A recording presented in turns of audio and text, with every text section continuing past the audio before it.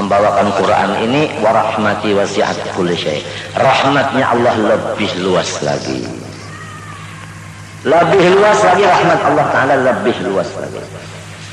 Maka Rasulullah itu diutus, wa ma arsalnaka illa rahmatan lil alamin, diutus ke alam semesta untuk menyenangkan orang. Jadi kita ini juga kalau mau ke tempat situ untuk menyenangkan orang, ke situ menyenangkan orang, ke situ menghibur orang, ke situ menghibur orang. Sepertinya tadi ke tempat pemancingan, kita menghibur di sana. Umpame, nah ini bahasa Betawi. Umpama ke Singapura, insya Allah saya akan menghibur di Singapura. Menghibur di Singapura. Apa kata Rasulullah? Idkhalu surur fi qalbil mu'min khairan min ibadati 60 sana atau kama qala. Kita menghibur hati saudara kita satu kali diberi pahala lebih baik daripada ibadah siang malam 60 tahun. Pernah ngerjain 60 tahun siang malam ibadah? Enggak pernah. Tapi kita menghibur orang kan sering. Cuman kalau menghibur orang enggak punya ilmu, so enggak ada hadisnya, akan kurang mantap.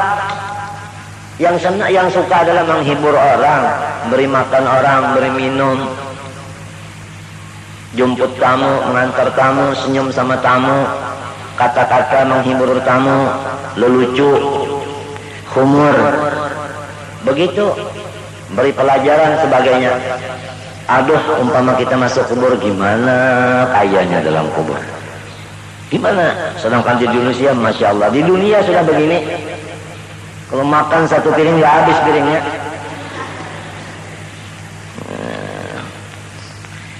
Kalau wujud artinya ada, mustahil tiada, dalilnya Allahulladzi khalaqas samawati wal arda, amalannya adalah zikir seperti la ilaha illallah atau Allah Allah atau hu.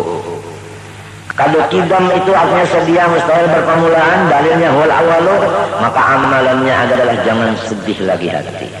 Setiap orang yang sudah kenal kepada Allah bersifat wujud, janganlah ia lupa kepada Allah. Melihat apa aja dia melihat ini adalah makhluk Allah. Makhluk Allah. Allahnya itu jangan dipotong, jangan. Melihat apapun ini makhluk Allah. Ini makhluk Allah. Ini makhluk Allah. Makhluk Allah. Allahnya itu jangan ditinggal. Di dalam sini kita lihat, ingat makhluk Allah bukan di lidah. Ini makhluk Allah bukan begitu di lidah, bukan cuma diingatan. Begitulah kalau kita ingin menjadi orang yang mukmin yang kuat. Kalau sudah kenal wujud. Adapun kalau sudah kenal kidam, Allah Ta'ala enggak ada permulaannya. Kita ini ada permulaannya. Siapa permulaan kita? Yaitu Allah SWT. Maka bersyukur kepada Allah. Arti syukur itu enggak sedih lagi, tidak pernah sedih lagi. Oleh saat itu iman itu adalah senang. Apabila orang yang sedih itu imannya sudah enggak ada lagi. Itu namanya dapat waswasil khannas. Rukun iman yang keenam ridha dengan qada dan qadar. Tiap-tiap orang ridha itu kan mesti senang. Jadi kalau orang susah hatinya, susah pikirnya, sedih, itu berarti orang itu sudah enggak ada lagi rukun iman yang keenam. Enggak ridha sama takdirnya Allah. Buktinya enggak ridha, dia susah pikiran. Apapun salahnya. Enggak mudah ngaku orang yang beriman. Diuji sama Allah Subhanahu wa taala dengan ujian-ujian yang macam-macam beratnya. Nah, apa amalannya? Alhamdulillah. Jadi yang dulu tadi wujud la ilaha illallah atau Allah Allah hu. Yang kedua kidam yaitu alhamdulillah. Alhamdulillah. Sering lidahnya baca alhamdulillah. Adapun baqa Allah Ta'ala kekal, mustahil dihubungi oleh hancur. Dalilnya wa yaqtara wajhu rabbika. Amalannya yaitu supaya kita banyak membaca istighfar. Kalau Allah itu kekal, kita enggak kekal, kita akan mati. Siapa aja mati. Maka apa persiapan sebelum mati? Yaitu banyak membaca astaghfirullah. Taubat kepada Allah. Kemudian kenal lagi mukhalafah lil hawadits, Allah Ta'ala bersalahan bagi yang berharu. Dalilnya laysa kamitslihi syai'un, amalannya yang banyak baca subhanallah. 4 sifat Allah Ta'ala, 4 amalannya di luar anggota yaitu di lidah, dan 4 amalan di dalam. Ngerti? Amalan di luar wujud la ilaha illallah. Amalan di dalamnya adalah musyahadah, artinya menganang, mengingat. Ingat begitu aja, bukan disebut dengan lidah. Lidah menyebut, hatinya ingat, begitulah. Kalau bapak bersyukur, hatinya enggak sedih, lidahnya alhamdulillah. Kalau bapak ingat, saya akan mati, itu ingat. Lalu lidahnya astagfirullah. Kalau mukhalafah, ingat bahwasanya Allah Subhanahu wa taala itu tidak ada umpamanya sesuatu. Melihat ini, Allah bukan begini, Allah bukan begini, Allah bukan. Apa yang kita lihat menyatakan bahwa Allah bukan seperti yang saya lihat ini, bukan seperti yang saya dengar ini, Allah taala bukan seperti yang saya rasa ini. Allah bukan seperti yang saya rasa, bukan seperti yang saya lihat, saya dengar, begitu. Di hati itu amalan hati, amalan lidahnya itu subhanallah. Begitulah kira-kira dulu segelimit urusan masalah ilmu ma'rifat kepada Allah Subhanahu wa taala dengan amaliyah zahirnya serta amaliyah batinnya. Mudah-mudahan Allah memanjangkan umur kita sehingga ketemu lagi di hari Sabtu yang di depan, di dalam keadaan segar bugar, sehat afiat. Amin Allahumma amin. Kemudian kita membaca tasawuf, yaitu halaman 39. Halaman 39. Bukan 38. Halaman 38. Tasawuf halaman 38.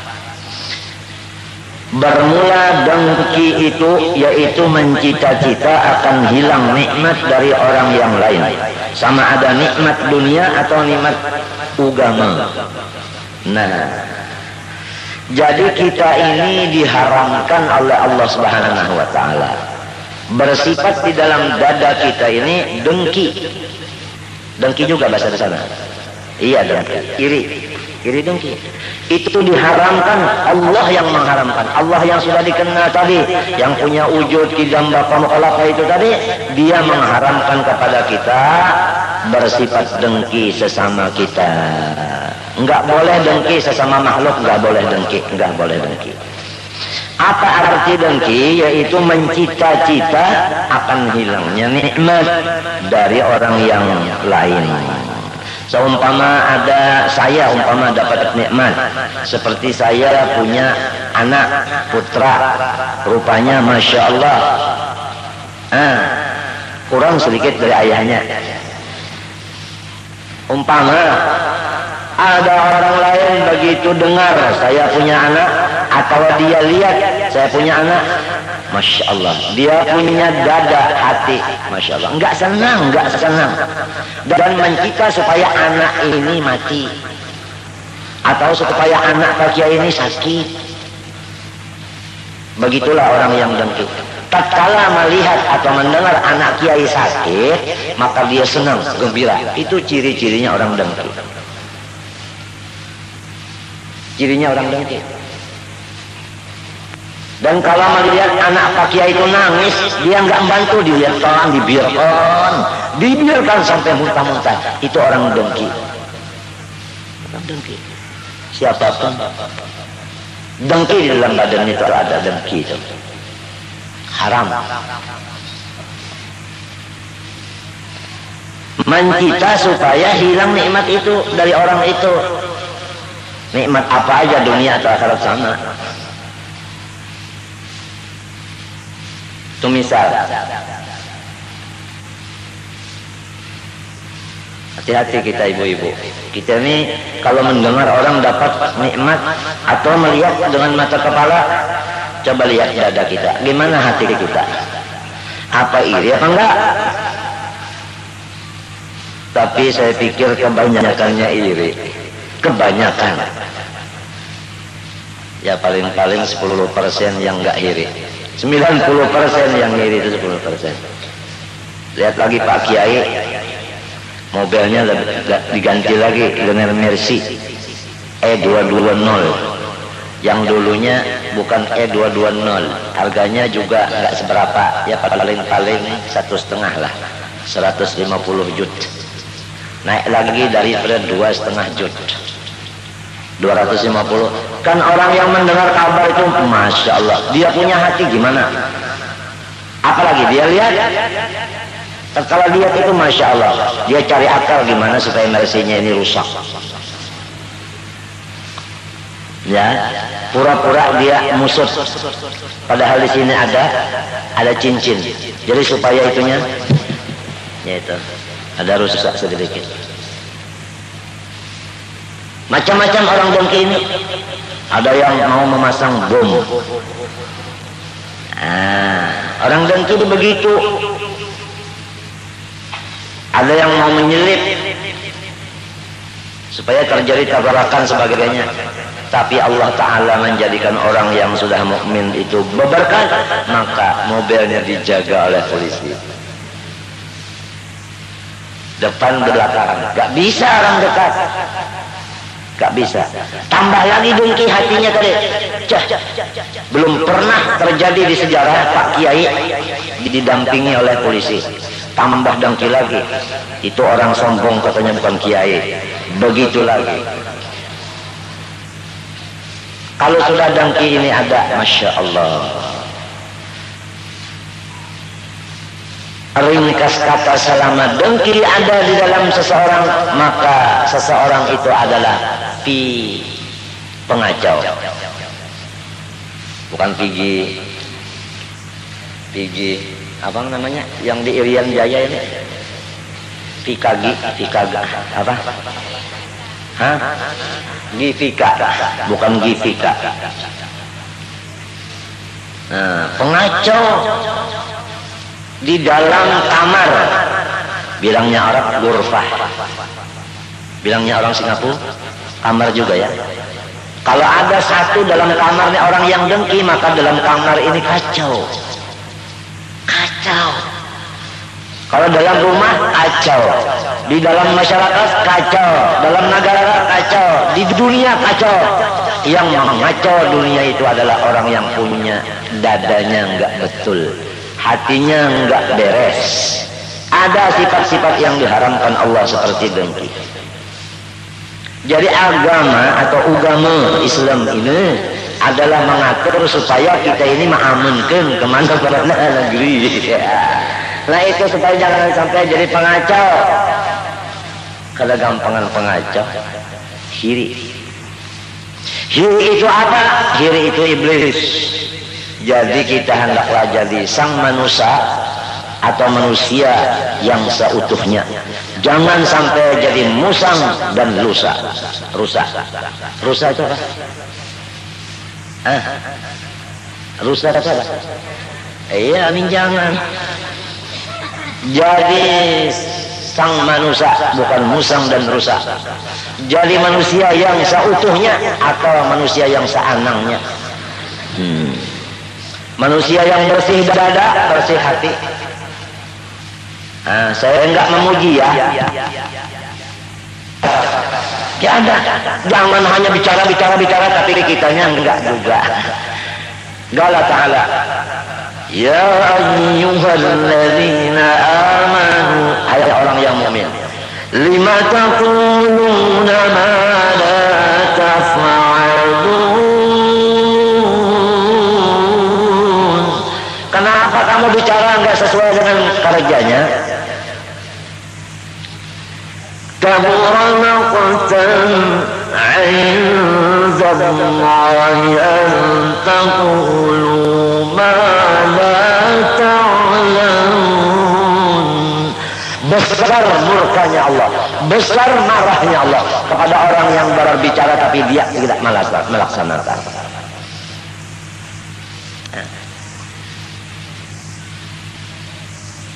Saya sama saudari jadi satu. Persatuan yang penting dulu di rumah tangga kita, untuk kita contohkan kepada rumah tangga orang lain.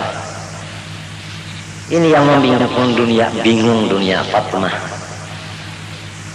Yang biasanya dengar aja suaminya sudah pacaran ke lain, udah gitu, dengar aja. Apalagi dia lihat sudah begitu dia. Artinya jadi jin. Ifrit yang biasa, yang ifrit. Enggak hiri, enggak ada hiri dengki, enggak ada. Hiri dengki, ini sudah qada dan qadar. Kasih sayang. Masya Allah. Rezekinya kalau di rumah tangga itu begitu kasih sayangnya, rezekinya boleh dilihat. Gimana? Cincin 2 juta, lakunya 80. Coba cincin lagi 750, lakunya 12,5 juta. Coba ini adalah rumah tangga yang harmonis, selalu di situ rezekinya datang. Kalau harmonis artinya harum lagi manis, bukan harmonis har tangis. Iri melihat orang begitu, dunianya naik, akhiratnya juga naik, muridnya tambah banyak, majelisnya tambah waktu lagi, yang gede-gede tambah mendekat, tambah cinta. Ini iblis-iblis yang ada di dada-dada masyarakatnya, Masya Allah. Pada saat itu dengki ini adalah wajib dibuangkan sejauh-jauhnya. Kalau masih ada dengki di dalam hati, maka itulah orang yang tidak ada iman. Atau dengan kata ringkas, siapa yang dengki, itulah orang kafir. Orang kafir. Karena dari dengki timbul tekebur. Paham? Dari dengki timbul tekebur. Orang yang dengki itu ingin maaf kasih ya lawan yang didengkinya. Tekebur ada. Tekebur. Di majelis orang yang didengkinya nggak mau datang, diundang nggak mau datang, diambili nggak mau datang. Apalagi dikabari jangan mau datang, sebab dia sombong. Kalau dia datang berarti dia ngalah. Begitu. Walau dia dari ulama juga, dengkinya ada di hati. Muridnya nggak banyak, hartanya nggak banyak, kemuliaannya nggak banyak, iri lagi di dalam. Janganlah ada di hati kita ini adalah dengki. Dengki ini dari dulu kita dengar, tapi mungkin belum begitu mengerti lagi apa kejahatannya. Jadi kalau belum mengerti kejahatannya, mungkin kita masih cinta sama dengki ini lagi. Dengki mau keluar kita sayangin nanti dulu dong. Mungkin. Dengki itu adalah menimbulkan tekebur. Tekebur itu adalah menimbulkan kafir. Firman Allah Ta'ala dalilnya.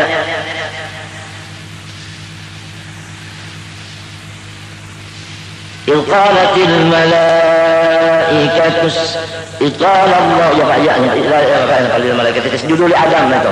Wa in qala rabbuka lil malaikah inni ja'ilun fil ardi khalifah qalu ataj'alu fiha man yufsidu fiha wa yasfiku ad-dima'a wa nahnu nusabbihu bihamdika wa nuqaddisu lak qala inni a'lamu ma la ta'lamun وعلم آدم الأسماء كلها ثم عرضهم على الملائكة فقال أنبئوني بأسماء هؤلاء إن كنتم تعلمون قالوا سبحانك لا علم لنا إلا ما علمتنا إنك أنت العليم الحكيم. Sampai kepada usjudu li Adam fasajadu illa iblis aba wastakbara. Iblis diperintah Allah sujud kepada Nabi Adam, dia enggan, gengsi. Kenapa? Karena tekeburnya. Nah ini, tekebur itu anaknya oleh dengki. Nah, karena tekebur, artinya di dalamnya itu ada dengki. Wastakbara wa kana minal kafirin. Iblis itu di dalam ilmu Allah kafir. Jadi cirinya orang yang kafir bukan hanya nyembah berhala, tapi kalau dia tekebur dalam hati, atau lagi yang di atas dari tekebur yaitu dengki, orang yang dengki itu lebih jahat daripada orang yang tekebur. Sedangkan orang tekebur sudah kafir, apalagi yang dengki lebih lagi kafir. Biar dia punya sorban, punya jubah, punya gamis, punya tasbih, seperti misalnya pucuk masjid. Apalagi tasbihnya ginian aja. Oh, orang tasbihnya Masya Allah bagi salah. Kita ini virus asli Ini satu ini mungkin harganya ini 100.000 atau lebih. Kalau diolah cincin ini berapa? Kemarin datang lagi ada yang 100 biji, besar dari ini 100 lagi bijinya. Kalau dijual jadi berapa? Terus ini dipakai, sudah ada yang mau menawar ini. Berapa? 1,5 miliar katanya. Saya bilang baru 2 hari ini dipakai, belum lagi 1 tahun. Ini mungkin untuk anak saya nanti.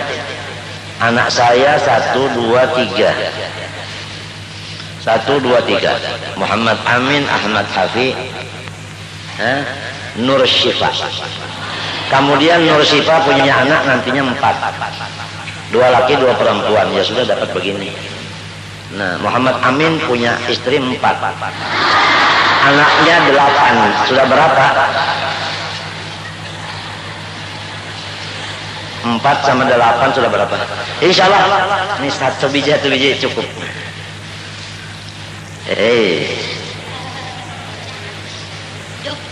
Oh, Masya Allah, kuah ini.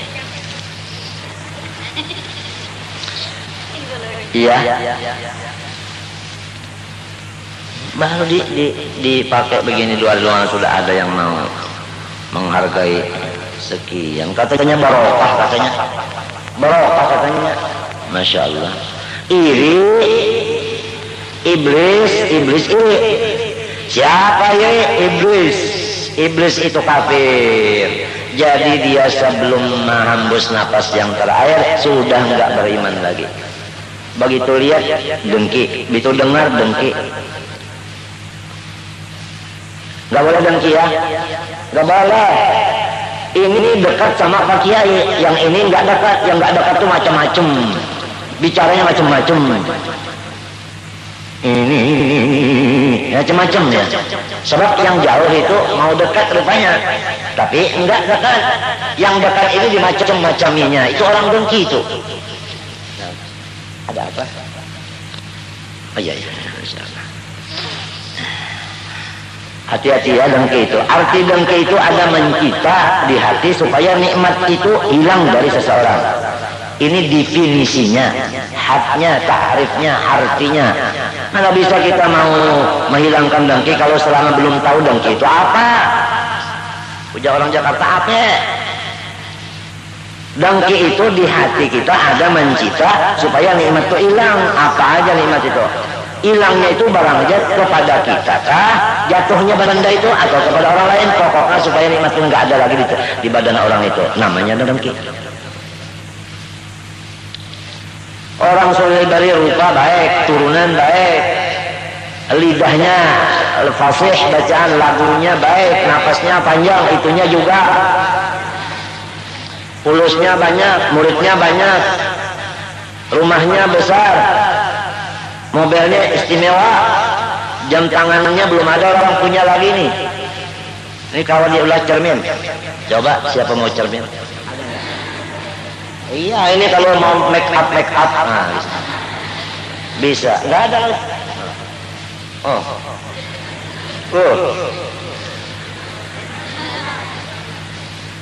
Pada gampang ini. Orang-orang yang iri itu, masya Allah dia begitu lihat, bilangnya orang banyak rasa dikurukut bidawang 40. Iya. Sininya nggak senang dia. Orang yang iri itu enggak ada badannya yang enak, enggak ada. Badannya itu sakit terus. Karena hatinya yang sakit, jadi badannya itu sakit terus. Hawanya enggak panas seperti kepanasan juga. Hawanya enggak dingin seperti kedinginan. Pokoknya badannya itu enggak ada terasa sehat, sakit aja. Karena dengkinya ini, selama masih ada orang yang didengkiinya, selama itu dia sakit hatinya. Maka apabila hati sakit, sakit semuanya. Rasulullah bersabda, "Inna fil jasadi mudghah, idza salahat salahat jasadu kulluh, wa idza fasadat fasadat jasadu kulluh wa hiya al-qalbu."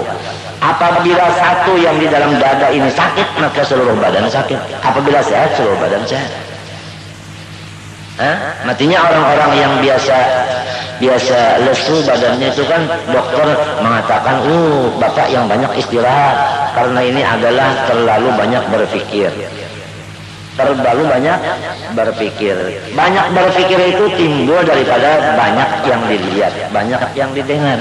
Kalau banyak yang dilihat, banyak didengar, itu menjadi satu pikiran kepada kita. Ada satu juga. Tertumpuk pikiran itu di otak, diterima oleh hati, hatinya tuh enggak kuat. Lalu timbul macam-macam. Semua ada akibat kebanyakan pikiran.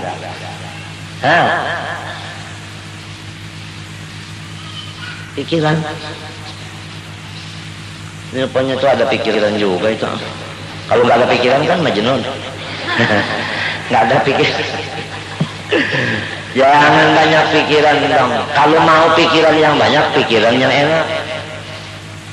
Ingat akan nikmat Allah Ta'ala di badan kita aja dulu. Umpama kita telanjang. Nikmat Allah Ta'ala itu di badan kita ini hidung. Hidung kita ini kan menunduk. Nikmat ini. Punya hidung, coba nggak punya hidung. Apa bilang orang? Hidungnya lagi ke bawah, nikmat lagi di bawah. Coba ya hidungnya ke atas waktu hujan gimana? Iya. Kemudian di dalam hidung itu ada lagi nikmat, yaitu bulunya. Apa nikmat bulu hidung? Itu supaya menyaring macam-macam debu-debu mau masuk ke sini, ke khaysum bilangnya Arab. Saya ini ada juga sebelah Arab, jadi saya ini banyak bahasanya Arab. Khaysum itu lantang hidung. Begitu debu mau masuk di sini, sudah disaring oleh bulu hidung. Oleh sebab itu bulu hidung itu dipelihara dong, jangan sampai dihabiskan.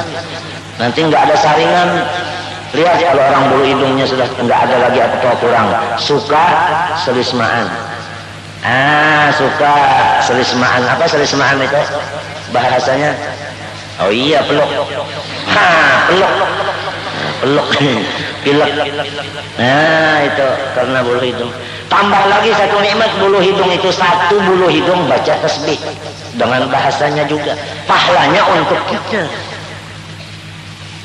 Coba. Jadi beruntunglah orang yang lebat bulu hidungnya. Kan banyak yang bacakan tasbih itu. Untuk dia pahalanya. Bulu hidung jangan dicabut-cabut. Paham? Waktu juga nikmat. Oleh sebab itu katanya kan waktu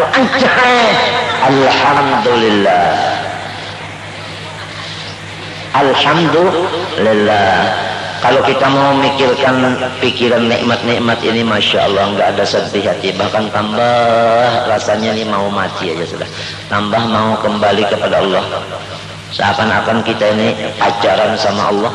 Pacaran yang ngirimin terus ini. Jadi tambah ini kita tambah menggila ini. Tambah apa namanya, asyik. Tambah apa namanya, menggila, asyik, apa namanya, rusak sama Allah. Mau pulang aja deh, sudah dah. Wallahu ta'ala a'lam. Insyaallah sabtu di muka akan disambungi. Al-Fatihah. Bismillahirrahmanirrahim. Alhamdulillah. Ihdinas siratal mustaqim. Bismillahirrahmanirrahim. Alhamdulillah rabbil alamin. Allahumma salli wa sallim wa barik wa karrim wa azim ala man arsalta rahmatan lil alamin wa bushra lil mu'minin as-sabiq lil khalqi nuru wa rahmah lil alamin dhuhuru sayyidina wa habibina wa syafi'ina Muhammadin wa ala alihi wa sahbihi ajma'in.